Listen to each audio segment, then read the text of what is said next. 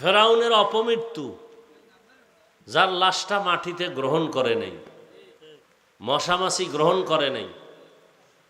এখন এই লোকগুলো দুনিয়ার লোভে পড়ে আল্লাহকে বেজার করে, আর কাকে বেশি আপন মনে করে? বলে নেতা, নেত্রী, পীর। অনেক মুরিদ আছে বাংলাদেশে যে পীরের এমন অন্ধভক্ত যে পীর জাহান্নামে গেলে যাবে, আল্লাহ বেজার হয় হোক। এরমও মুরিদ আছে না নাই? পীরেও গাঞ্জা খায়, মুরিদেও গাঞ্জা খায়। পীরেও বিড়ি টানে, মুরিদও বিড়ি টানে। পীরের দাড়ি নাই, মুরিদেরও দাড়ি নাই। এরকম পীর আছে না নাই? শুধু পীর না, এরা মুজাদ্দিদে জামান, আন্তর্জাতিক বেঈমান। আল্লাহ হেদায়াত দান করুন। তার মানে কি সব পীর খারাপ? এটা আবার বলা যাবে না। খবরদার, আবেগ দিয়ে চলবে না, বিবেক খাটায়া চলতে হবে। বরং বর্তমানে খাঁটি আল্লাহওয়ালার সোহবত না থাকলে সে ঈমান নিয়ে মরবে, পড়ে বেঁচে থাকাই কঠিন। আল্লাহ, তা হাদিসের অর্থ কি দাঁড়ালো? আল্লাহকে বেজার করে অন্যের হুকুম মানা কি বুঝলাম?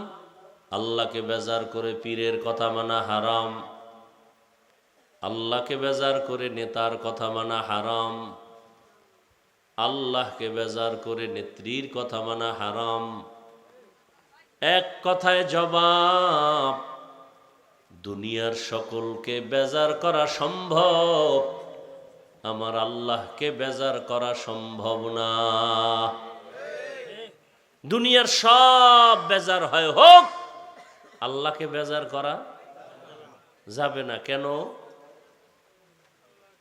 দুনিয়ার সবাই স্বার্থপর, একমাত্র আমার মালিক রব্বুল আলামিন কোনো স্বার্থপর না। দুনিয়ার সবাই কি স্বার্থ নাই? এমন একটা মানুষ, মা বাবা স্বার্থের কারণে সন্তানকে জবাই করে। কোথায়? ইন্ডিয়ায়। বাংলাদেশের ইতিহাস, বাবা তার আপন মেয়েটাকে রাতের বেলা হোটেলের মধ্যে নিয়ে বলে, আজকের রাতের জন্য তুই মেয়ে না, আমার কাছে স্ত্রীর সমান। তো বাংলাদেশের খবর। আবার স্বার্থের কারণে সন্তান মা বাবাকে জবাই করে, স্বার্থের টানে স্ত্রী স্বামীকে জবাই করে, স্বামী স্ত্রীকে জবাই করে। দুনিয়ার সবাই স্বার্থপর, একজন আছেন যার কোনো স্বার্থ নাই, তিনি হলেন আল্লাহ। আল্লাহ যদি স্বার্থপর হইতেন, তাহলে জমিনে আমরা যারা আল্লাহর দেয়া নেয়ামত, বাতাস, পানি, সূর্যের আলো, চাঁদের আলো, জমিনের ফসল, গাছের ফল, নদীর মাছ খাইয়াও আল্লাহর হুকুম মানি না। আল্লাহ যদি স্বার্থপর হইতেন, ঘুমের মধ্যে মেরে ফেলতেন। ঘুমের মানুষ মরা, দোয়াও তো পড়ি মরার, আল্লাহুম্মা বিসমিকা আমুতু, আল্লাহ তোমার নামে মরতেছি। এই মরার থেকে জিন্দা কে করেন? আল্লাহ যদি জিন্দা না করেন, আর জিন্দা হবে না। আল্লাহ পাক যদি স্বার্থপর হইতেন, এক ঢোক পানিও দিতেন না। বরং আল্লাহকে যারা মানিয়া চলি, এদের থেকে যারা আল্লাহর বিরুদ্ধে যায়, তাদের দিকে আল্লাহর মায়া আরো বেশি। দাড়ি কামানেওয়ালা কখন আল্লাহকে ডাক দিবে, আল্লাহ তাকায় আছেন। আল্লাহর হুকুম না মানিয়া অন্য পথে যারা দৌড়ায়, আল্লাহ তাদের দিকে নজর রাখেন কুদরতের, কখন বান্দা আমার কদমে সেজদা দিবে। আল্লাহ পাক এদেরকে ডাকার জন্য 5 বার ব্যবস্থা করলেন। মুয়াজ্জিন সাহেব ডাকো, হাইয়া আলাস সালাহ, আসসালাতু খায়রুম মিনান নাওম, ঘুমের চেয়ে নামাজ ভালো। আর তুমি ঘুমাইও না, ঠিকমতো পড়িলে নামাজ জান্নাত তোমার ঠিকানা।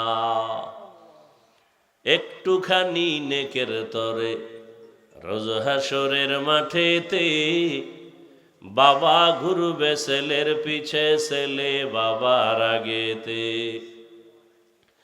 আহাতে মন কঠিন দিনেতে নামাজ তোমায় ভুলবে না, ঠিক মতো পড়িলে নামাজ জান্নাত তোমার ঠিকানা। পশু পাখি কীট পতঙ্গ কেউ ঘুমিয়ে রইল না, মানুষ হয়ে ঘুমিয়ে থাকা ঠিক তো মোদের হবে না। আহাতে মন কঠিন দিনেতে আল্লাহ কিন্তু ছাড়বে না, ঠিক মতো পড়িলে নামাজ জান্নাত তোমার ঠিকানা। আমার প্রাণের ভাই বোনেরা, জলদি করে উঠে যাও, অজু করে তাড়াতাড়ি নামাজ পড়তে লেগে যাও।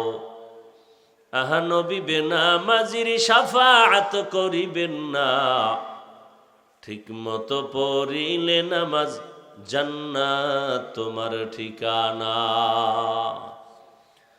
আল্লাহ তাআলা বারবার ডাকেন, কত গুনাহ করেছ রে গোলাম, গুনাহ করে করে পাহাড় বানিয়েছো। এত বিশাল পাহাড় তৈরি করতে কয়দিন লাগছে? গুনার পাহাড় বলে এক রাতে হয় না, একদিনে হয় না, এক বছরে হয় নাই। গুনার পাহাড়টা বানাইতে আমার সময় চলে গেছে 50 বছর, 60 বছর। কি গুনাহ করতে করতে 50-60 বছরে গুনার পাহাড় হয়ে গেছে। আল্লাহ কয়, তুই গুনার পাহাড় বানাইতে 50 বছর লাগাইছো, আমার কাছে যদি একবার কও আল্লাহ মাফ করে দেও, তোর গুনার পাহাড়টাকে আমি নিশ্চিহ্ন করে দিতে একটা সেকেন্ড লাগবে না। আতিনা ফি দারে দুনিয়া না হাসান, আতিনা ফি দারে উকবা না হাসান, ইয়া গিয়াসাল মুস্তাগীসিন ইহদিনা লফতিখারা বিল উলুমে वल गिना। हर गोरी देने को तू तैयार है, जो न मांगे उससे तू बेजार है। আল্লাহ তাআলা বলেন,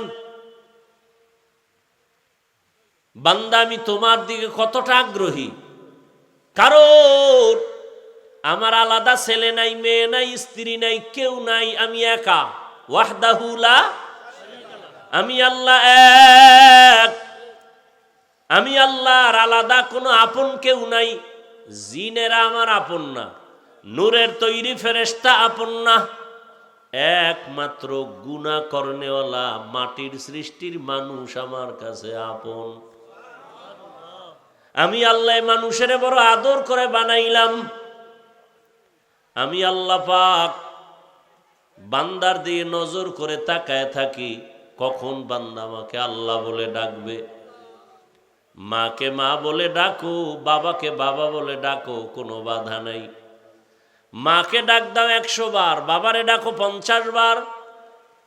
মাঝে মাঝে 2-1 বার যদি আল্লাহ বলে ডাক দেও, আমি আল্লাহ তোর জীবনের সব গুনাহগুলো মাফ করে দিব।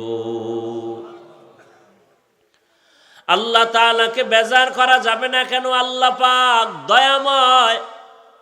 আল্লাহ যে পরিমাণ দয়া মায়া আমাদের করেছেন, আমার মা আমার বাবা সে মায়া দয়া করে নাই। আল্লাহ বলেন, বান্দা তুই এত অন্যায় করছে, অন্যায় যদি মা বাপ জানে কেউ ভালো জানবে না। আর আমি আল্লাহ বেজার না, বরং আমি আল্লাহ ডাকিয়ায় ফজরের হাজিরায় আসো। ফজরের হাজিরায় গিয়া যদি সেজদা দেও, জীবনের সব গুনাহ মাফ হয়ে যাবে। ফজরে আসো নাই, আমি আল্লাহ আবার জোহরে ডাক দেওয়ার ব্যবস্থা করলাম। মুয়াজ্জিন আবার ডাকে আসো, জোহরের হাজিরায় নাই, আবার তোমার উপরে বেজার না হইয়া আসরের হাজিরায় ডাকার ব্যবস্থা করলাম, আসরের হাজিরায়ও নাই, আমি আল্লাহ রাগ না করে আবার মাগরিবে ডাকার ব্যবস্থা করলাম, মাগরিবের হাজিরায়ও আসো নাই, আমি আল্লাহ রাগ না করে এশার সময় ডাকার ব্যবস্থা করলাম, এশার নামাজেও তুমি নাই। এখন আল্লাহ কয়বার কি আমি মুখ ফিরায় নিব না, এবার আমি আল্লাহ নিজে রেডি, মুয়াজ্জিন বাদ, আমি নিজে তোমাকে ডাকতে আসতেছি। অতিও গভীর হয় রজনী যখন, নীরবে প্রভুর নাম জপিও তখন, প্রভুর করুণা যদি পাইবারে চাও, গভীর রাতে উঠে প্রভুর গুণগান গাও। আল্লাহ তাআলা বলেন, এখন আমি ডাকার জন্য আসতেছি, ডাইরেক্ট আমি আমার বান্দাকে ডাকবো, মাঝখানে কোনো পর্দা নাই, কোনো মাধ্যম নাই।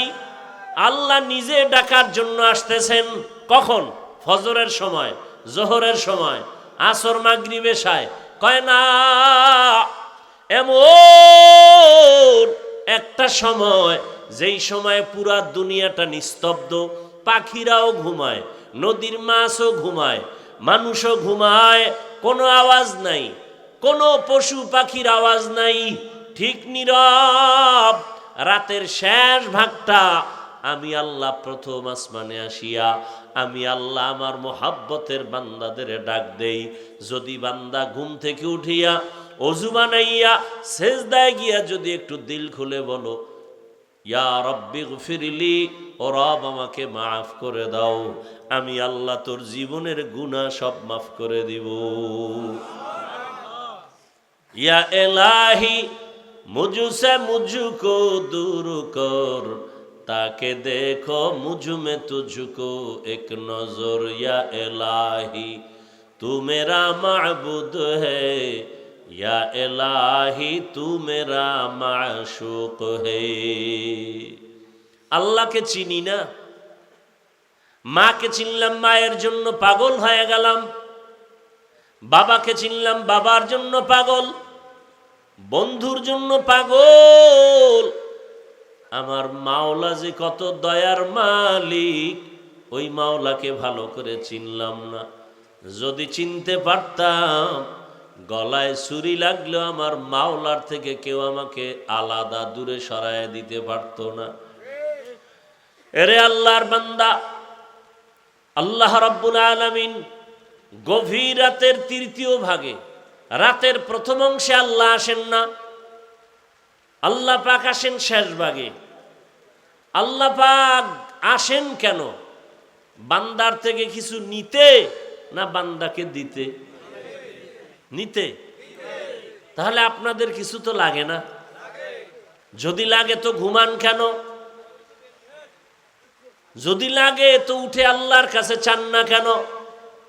রহমতের নবী আমার এশার নামাজ পড়ে ঘুমায় যাইতেন, রাতের শেষ ভাগে ওইটা আল্লাহর আদালতে নামাজে দাঁড়ায় যেতেন, আল্লাহ পাকের কাছে কথা বলতেন, যা প্রয়োজন চাইতেন। আল্লাহর নবীর জন্য বলেন, ইজা সাআলতা ফাসআলিল্লাহ ওয়া ইজা ইসতাআনতা ফাসতাইন বিল্লাহ। যদি কিছু চাও কার কাছে?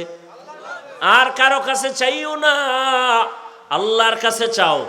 দুনিয়ার কারো কাছে চাইলে পাবা না, কারণ দুনিয়ার সব অভাবী, আমার আল্লাহর কোনো অভাব।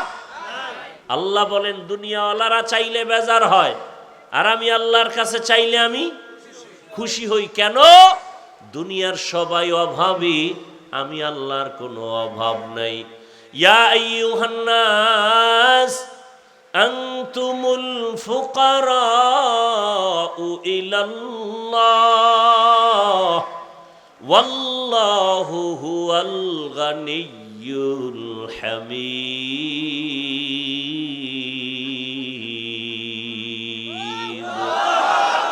এই কালামে জিন্দা কোরআনে হাকিম, হিকমতে উলায়া জালাসতো কাদিম।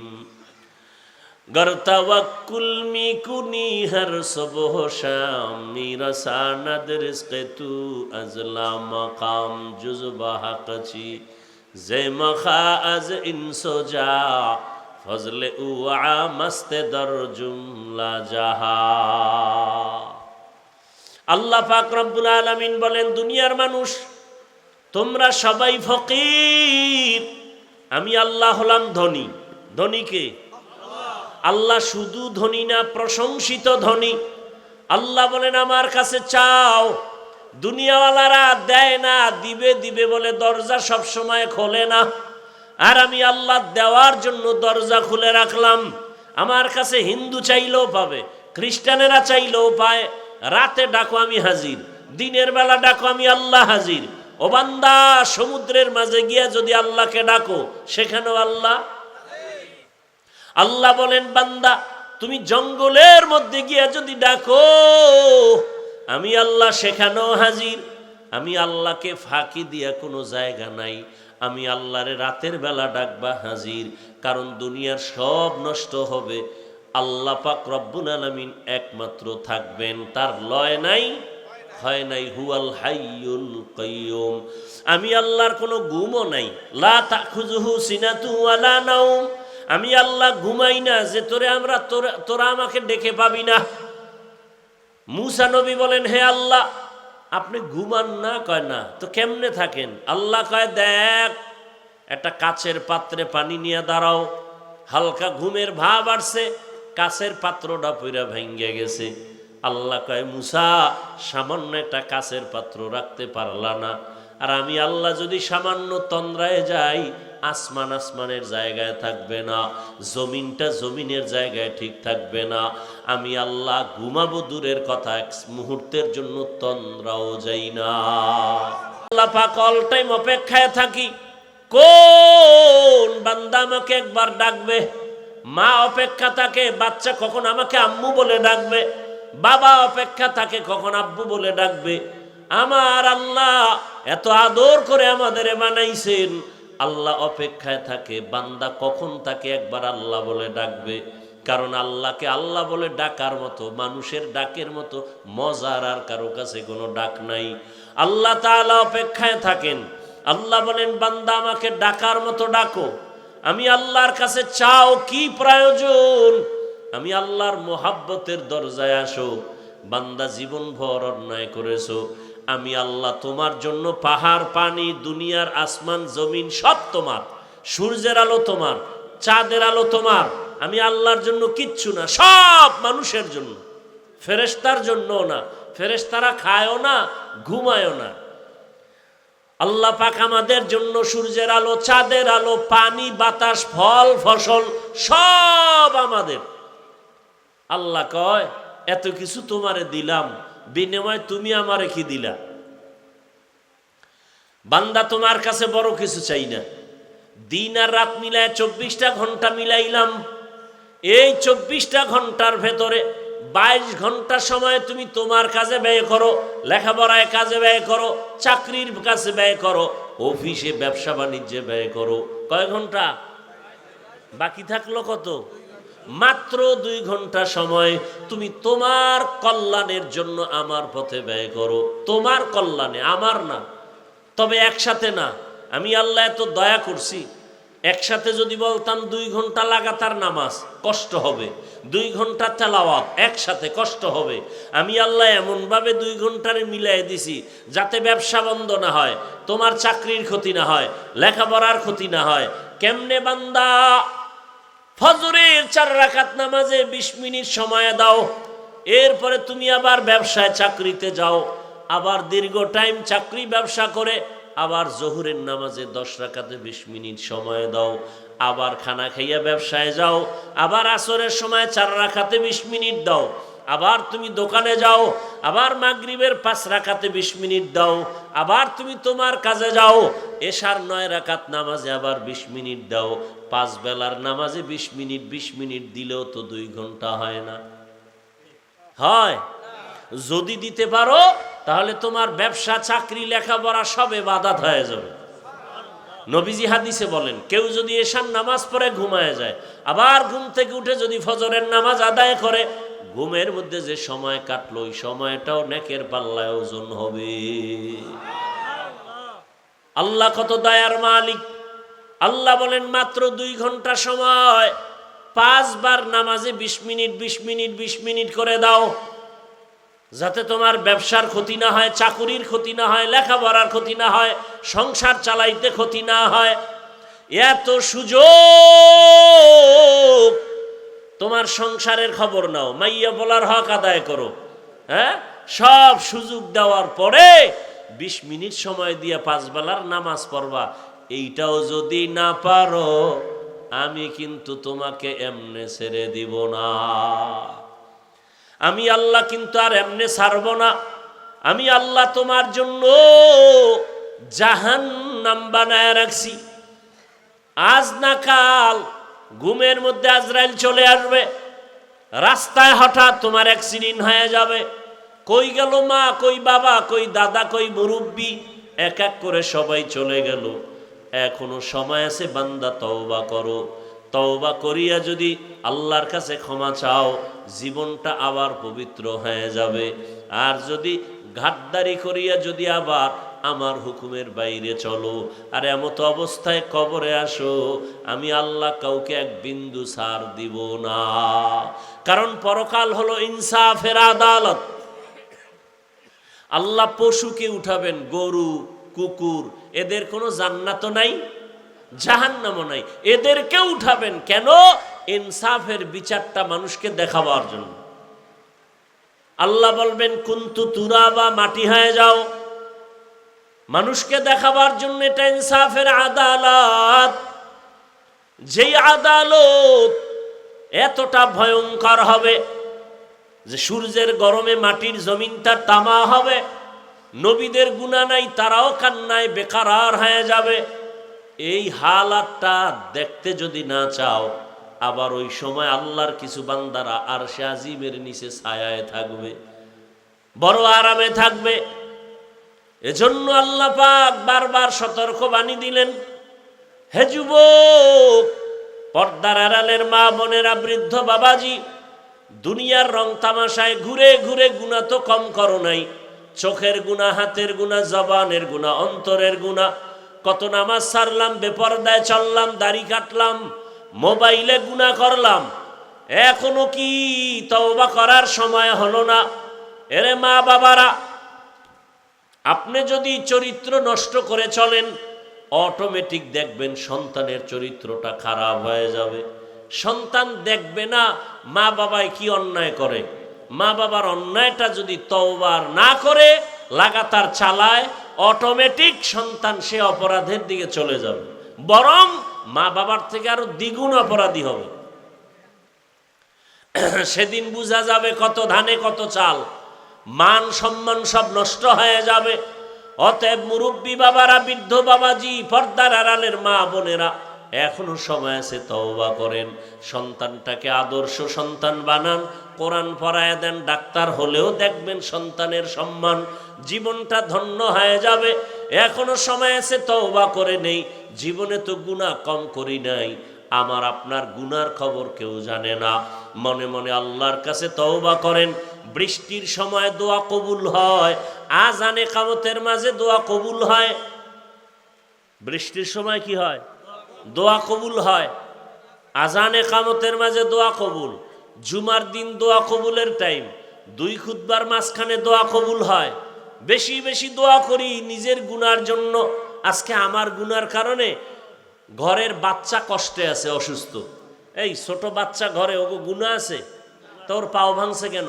ওর জ্বর হয় কেন? ওর মাথা ব্যথা কেন? একমাত্র মা বাবার গুনার শাস্তি, মা বাবার গুনাহের কারণে। অতএব এখন থেকে তওবা করি, আর গুনাহ করব না, নামাজ ছাড়ব না, বেপরদায় চলব না, মা বাবার দোয়া নিয়া, শিক্ষকের দোয়া নিয়া, উলামায়ে কেরামের পরামর্শ নিয়া, নবীজির আদর্শ মেনে জীবন চালাবো।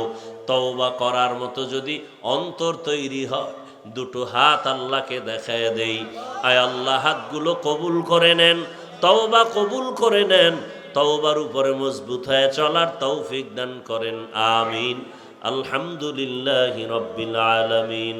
والصلاة والسلام على سيد الأنبياء والمرسلين وعلى آله وأصحابه أجمعين يا أرحم الراحمين يا أرحم الراحمين يا أرحم الراحمين رب ارحمهما كما ربياني صغيرا اللهم إنك عفو كريم تحب العفو فاعف عنا اللهم إنا نسألك رضاك والجنة ونعوذ بك من سخطك والنار اللهم إنا نعوذ بك من البرص والجنون والجذام وسيء الأسقام اللهم إنا نسألك علما نافعا ورزقا واسعا وشفاء من كل داء রব্বুল আলামিন।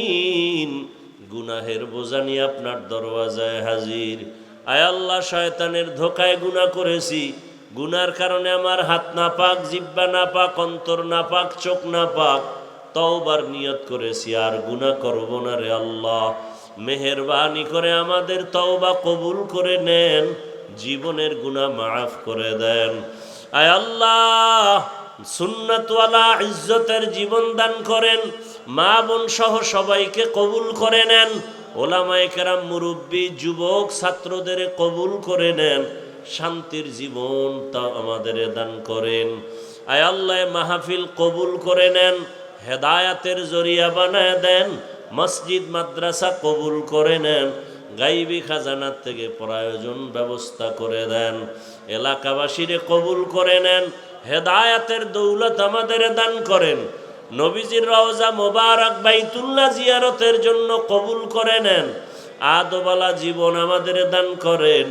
আয় আল্লাহ, চলার পথে ইজ্জতের সাথে হেফাজত করেন। মা বোনদের পর্দাওয়ালা বানায় দেন, সন্তানগুলো নেককার বানায় দেন। আয় আল্লাহ, আমার কলিজার যুবকদের দ্বীনের খাদেম বানায় দেন। আয় আল্লাহ, মোবাইলের গুনাহ থেকে হেফাজত করেন। যারা পরীক্ষার্থী, কামিয়াবির ব্যবস্থা করেন। আয় আল্লাহ, সমস্ত শিক্ষা প্রতিষ্ঠান নবীর আদর্শে কবুল করে নেন। আয় আল্লাহ, আমরা যারা হাত তুলেছি জানি না এখানে কারা ইয়তীম, জীবনে আর বাবার চেহারা দেখবে না। কে যেন মা হারা অসহায়, মেহেরবানি করে মা বাবা মুরব্বীদের কবর জান্নাত বানায় দেন। যারা বেঁচে আছেন হায়াত বাড়ায় দেন। অসুস্থ যারা সুস্থতার নিয়ামত বাড়ায় দেন। আয় আল্লাহ, পরস্পরের রিয়া, হাসাদ, কিবির দূর করে ইখলাস ও তাকওয়া দান করেন। আয় আল্লাহ, আদবালা বিনয়ী জিন্দেগি দান করেন। সারা দুনিয়ায় খেদমতের জন্য কবুল করে নেন আল্লাহ। চলার পথে হেফাজত করেন, সারা দুনিয়াবাসীকে মাফ করে দেন। বাংলাদেশ শান্তির দেশ বানায় দেন। আয় আল্লাহ, সুন্নাতওয়ালা ইজ্জতের জীবন আমাদের দান করেন। আয় আল্লাহ, দীর্ঘ নেক হায়াত দান করেন, দীর্ঘ নেক হায়াত দান করেন। নবীজির মোহাব্বতে আমাদের দোয়া কবুল করে নেন, দিলের নেক আশা পূরণ করে দেন।